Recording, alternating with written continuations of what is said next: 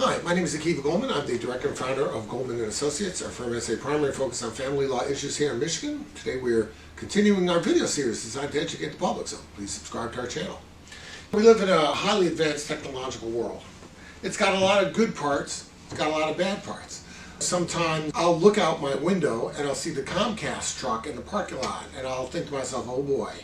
Every time I see that truck, that means something's wrong with the internet. And who knows what that'll be. And God forbid, our internet will go out and we'll be like stranded on a desert island and we won't know what to do. Now, is it true that when I started practice law, there wasn't even such a thing? And if there was, nobody used it? Yeah, you know what? We managed without it. But in this day and age, very, very hard to do.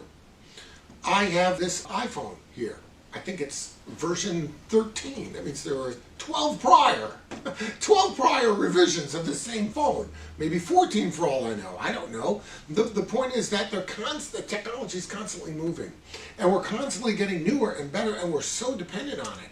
Which makes it very unsettling when your ex blocks you from talking to your kids. Imagine that. You send your kids for a parenting time. You want to call them, just say goodnight or something like that. You want to make sure everything's okay. Maybe they're going somewhere. You want to make sure they arrive safely. You make a call, blocked. You can't get through. Now you're relying upon them to call you. What do? Well, you have to understand. Number one, you got to remain calm. Don't freak out about that, okay? Because there was a time when people didn't have phones. And when kids went away somewhere, parents sat around waiting for a call from a payphone. They didn't have the ability to have instant communication. And your judge may be from that era. So, number one, let's remain calm about it. Number two, let's document how many times we tried to call. Your phone should keep that record. How many times you tried to text. What have you tried to do in order to stay in touch with your kids? Remember also, be reasonable about it. Understand that you have time with your kids. Your ex only has a limited amount of time. And you know what? He or she doesn't need to have the kids spend their whole time calling you and talking to you. This is their time. So as long as you have an understanding with your ex that if there's an emergency, they'll reach out to you. But failing that, you're just going to have to trust that your ex will not do anything dangerous with the kids, that the kids will be fine, and that he or she will have the good sense to say, you know what? It's been a long day. Why don't you call your mom and ask how she's doing? Why don't you call your dad and say goodnight to him? Hopefully they'll have the brains to do that. But if they don't, if you can't get that kind of cooperation from them, you have to, and you can always tell your kids that they should call. You can teach them to do that as they get older. But when they're 4 or 5 years old, maybe that's not practical.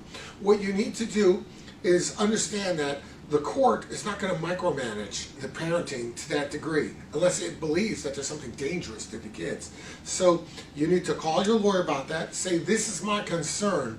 Is it the kind of concern that's going to have traction with the court?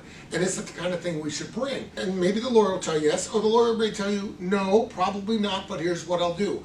I will reach out to the other attorney and I'll say to them, please tell your client to do the decent thing. Maybe the kids can call mom, before they go to sleep. Would that be so terrible? In other words, there may be ways to do that without filing motions and without getting into that expense that makes sense for everybody. If you have questions about this, reach out and we'll be glad to help you out.